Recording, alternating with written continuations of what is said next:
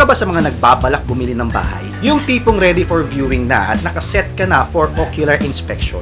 Ito yung panahon na ramdam mo na ang magkahalong excitement at kaba. Kasi finally, magkikita na kayo ng bahay mo. Pero ano-ano nga ba ang dapat mong i-check sa mismong bahay? O di naman kaya sa mismong structure nito o sa pagkakagawa nito? So in this video, I'll be sharing some tips on what to look out for when buying and viewing a finished house.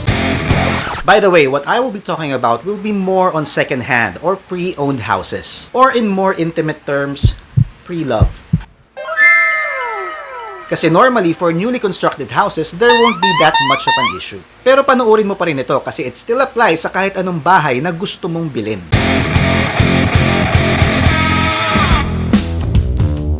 Hi, I'm Karlo, and I'm an architect. Personally, I haven't had experience on buying a pre-owned house. But I do have experience in redesigning and renovating a few of them. Posible pala na bumili ng pre-owned house at i-renovate na lang siya para ayusin at pagandahin. Pero ano-ano nga ba ang mga bagay na dapat mong i-check bago mo ito bilhin? So here's my list on the things to check on a pre-owned or pre-loved house. But before I start, let me define pre-owned. Pre-owned means previously owned or may iba nang nagmamay-ari dati. I'm sure may kakilala kang ganun.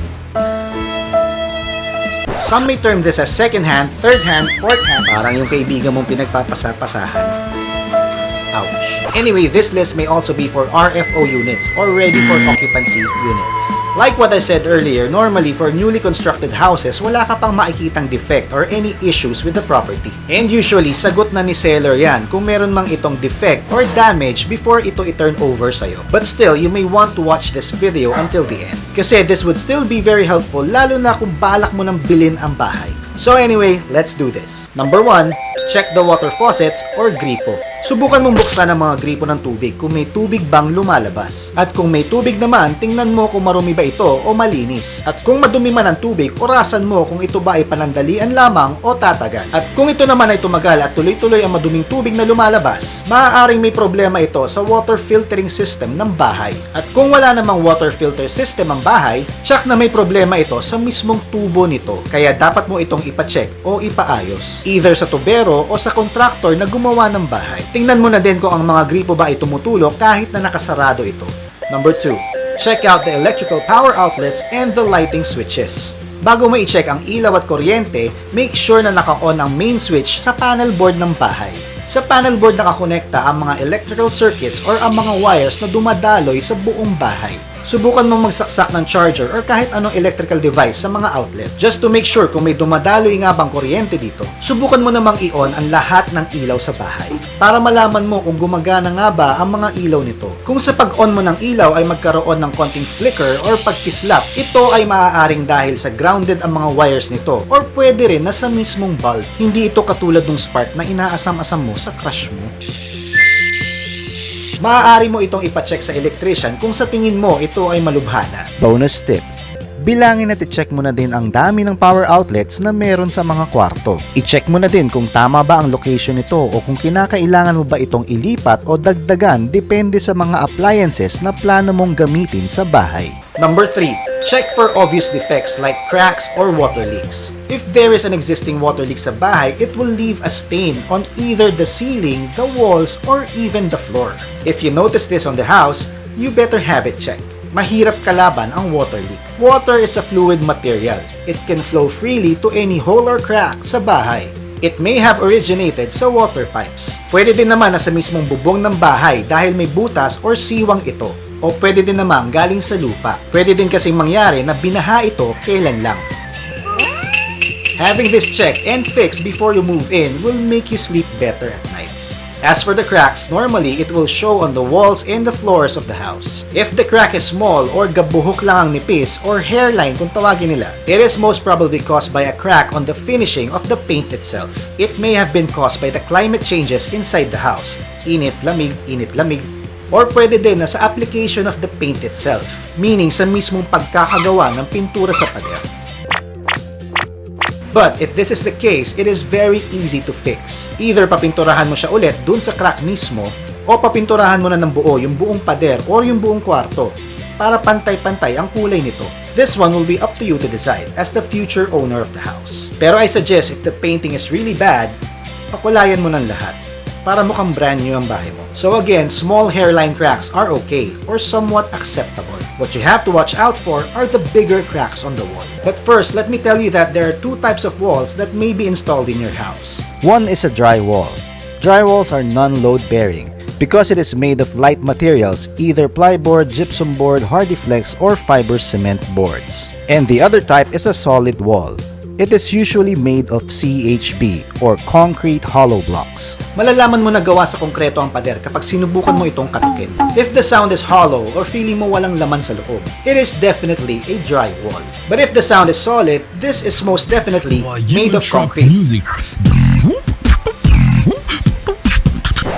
And this is what you have to watch out for. If you find huge cracks on a concrete wall, this can be very alarming. Architect, paano ko malalaman kung ano ang mga cracks na dapat kong ikabahala? One way of measuring a crack is if you can already insert a coin or something like a thick paper or cardboard on it. The crack may have something to do with the structure of the house. Another way of finding out if the crack is a bit too serious is if it runs horizontally or even on a 45-degree angle. This might entail that there is a more serious problem in the house. It may have something to do with the foundations or the structural supports shifting towards another direction. Or it may be caused by water damage. It may be from a previous flooding in the area. Or pwede din naman na lumulubog ang bahay at hindi na matibay ang pundasyon nito. Normally, if the crack runs vertically, it might only be a crack on the finishing or on the surface of the dry wall. Since dry walls are made of panels like plywood, gypsum board, HardieFlex, it is normally laid out on a vertical orientation. In short, kapag vertical ang crack at drywall ang pader, huwag kang mabahala. Pero kung horizontal ang crack or di naman kaya ay naka 45 degrees, bahala ka na. Doon ka mabahala. Bonus tip. One of the best times to check a house for viewing is actually during the rainy season. Why?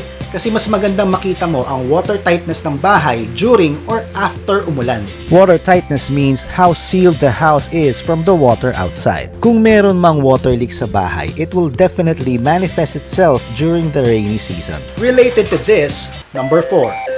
Check if the area or the vicinity is prone to flooding. Kaya ako nasabing mas maganda mag-check tuwing tag-ulan is because during the rainy season mo malalaman kung bumabaha ba sa area ng bahay at sa paligid nito. Kung hindi naman ito posible sa schedule mo, then you may just ask around the neighborhood kung bumabaha ba sa lugar. Number 5. Check for the nearest fault line. One factor when deciding to build or buy a house is its adjacency to the fault line. As you might know, the Philippines is scattered with fault lines, since our archipelago is located on the Ring of Fire. As a standard, for regular houses, it must be constructed at least 10 kilometers away from the nearest fault line. PHILVOLCS now recommends avoiding construction within 5 meters on each side of the fault trace, or a total width of 10 meters. We may call this the ideal 10-meter wide no-build zone in the vicinity of a fault. Ideally, we should not build in the 10-meter wide no-build zone to avoid the hazard of ground fissure. You may check out PHILVOLCS Fault Finder to verify if the property you are interested in is near a fault line. I will put a link in the descriptions below for more details. Number 6. Measure the actual house. One good tip when buying a house is if you can remeasure it according to the floor plan. Normally, the seller would have a floor plan of the house. Double check mo na lang kung tama ba ang mga sukat sa bahay. Kasi baka mas maliit pala ito sa nabanggit sa'yo na floor area. Sukatin mo lang ang length, width, at pwede mo na ding idamay ang height ng kisame ng bahay. Sa pagsusukat ng bahay, malalaman mo na din kung gaano nga ba kalaki ang dapat mong iparenovate kung kinakailangan. Number 7. Check out the materials used in the house. This is actually one of the advantages of viewing the house before buying it. You get to visually and physically inspect the materials used in building the house. The stronger the materials used, the better, like concrete walls and floors. For the ceiling, as much as possible, modern materials na like gypsum board or FISM board. At wala na masyadong ginamit na kahoy. The use of modern materials mean that the house is more sustainable for a very long time. So sa lahat ng mga nabanggit ko na, yan ang mga major things na dapat mong i-inspect sa bahay na bibilin mo. Pero meron pa akong minor tips na kailangan mo i-consider. Check this out. Number 8. Check if the property is well ventilated and well lighted. Among the things that would save you cost in your electricity bills is if your house is well ventilated and well lighted. Kung well ventilated ang bahay or free-flowing ang hangin sa loob, mas konti ang paggamit mo ng electric fan or aircon. At kung well-lighted ang bahay mo by the natural sunlight, lesser din ang chance ng paggamit mo ng electrical lighting. Overall, the lesser electrical consumption, the lesser the electrical bill. Number 9. Check for the orientation of the sun. If the morning sun is rising on the bedrooms, it is a good thing. Kasi normally, if you are working on a regular day job, the sun will be your natural alarm clock. But if the afternoon sun is set on the bedroom or in the common areas kung saan ka laging tumatambay, you will find it difficult to stay in those areas, lalo na kapag sobrang mainit ang panahon at tirik ang araw. So this is really one thing to check and consider in the house. Number 10. Check if the rooms are enough. Make sure to check if the rooms and areas of the house are enough for your needs or your family's needs. Consider your future plans for the house as well, like building a bigger family or if in the future you are having your grandkids around to stay at the house. Or you might be considering turning the house into something else in the future like an office or having it rented out. Number 11. Check the parking area. For those with private vehicles, i-check mo na din kung sapat ba ang parking area sa property. May mga properties na walang parking area, and this is a major issue for those car owners. Number 12. Security and perimeter fence. For those choosing to buy a house and lot, check the perimeter of the property. If it is secured with a perimeter fence, having this around will help you sleep better at night, if and when you decide to move into the house already. And that's it. These are my tips when you plan to visit a finished house that you are about to buy. Madami ba? Well, actually, these are only the notable ones. Wala pa nga akong nabanggit about documentation and legalities because those items are better answered by a licensed real estate broker. Yes, there is such a thing as a licensed real estate broker. So you better check if the person you are talking to has a license or the authority to sell the property. And as for me, I hope this video helped you when it comes to making big decisions in life. And that is to buy a house. And that's our ArkiTALK this week. Do check out my other videos on this channel. Kindly click on that like button and you may also subscribe to this channel and click on that notification bell icon for more architectural tips, advice, lessons, and know-how. Watch out for more future videos from me, Karlo, kasi sa channel na ito, may future. This video was requested by one of our viewers. I want to send out my shout out to the architecture students of NEUST Sumakab Campus in Nueva Ecija. Thank you guys for your support. Stay in school because school is cool. Ito yung panahon na ramdam mo na ang mag-try. But I do have experience in redesigning and But I do have experience in